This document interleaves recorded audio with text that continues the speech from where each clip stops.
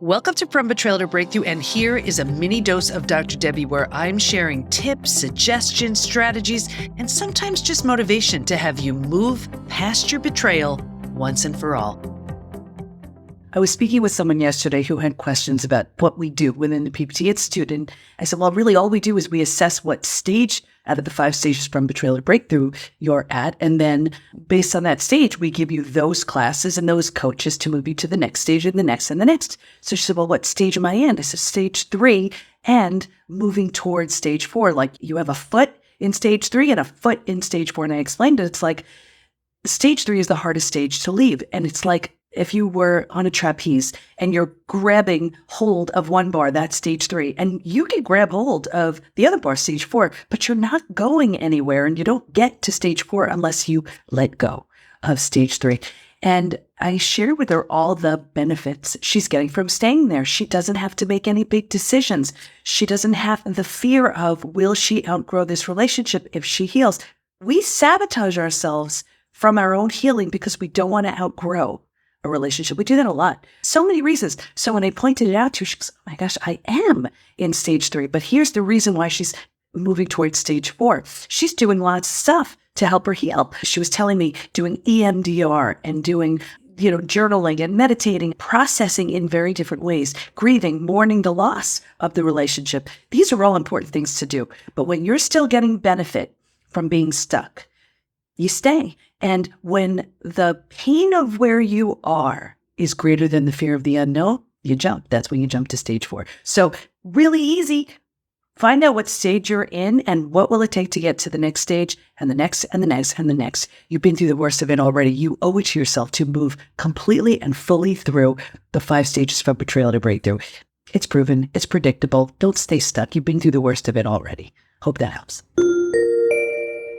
So here's a super simple exercise I would love you to do when you are healing from betrayal at the very beginning. Put a rubber band on your wrist, and every time you think about, why did they do that? What's going on with them? Why did they say that? Why did they do? Why, them. I want you to every single time snap that rubber band. It's not to hurt you. It's to remind you that every time you're focusing on what they did, why they did something, why they didn't do something, it's taking away from your healing. Your bandwidth is so limited when you're healing. So imagine best case scenario, you have 100% of your energy. If 10, 20, 30, 40, 50, 60% is being spent on them, you only have the remainder to heal. So that rubber band, when you snap it, it just, not to hurt you, just to remind you, they don't deserve it. They don't deserve your energy, your attention, your focus. Of course, you need to unpack it. You need to make sense and then meaning out of it.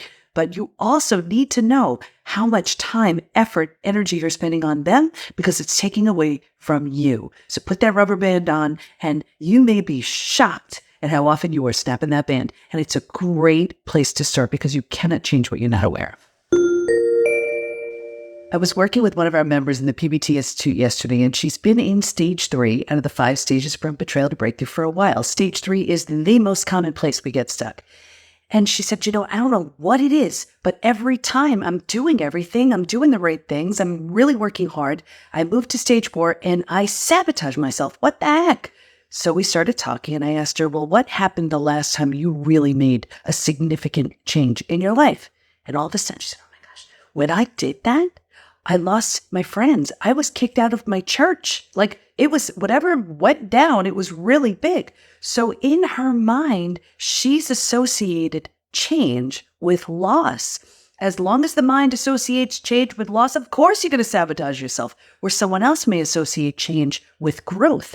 So then the work became, let's change that association. So if you are finding you're sabotaging yourself, it is so sneaky, it's so subtle, but it could very likely be that in your mind, change equals loss and not growth. I hope that helps. Check my bio for so many resources. Let's get you from stage 3 to stage 4 to stage 5 and beyond.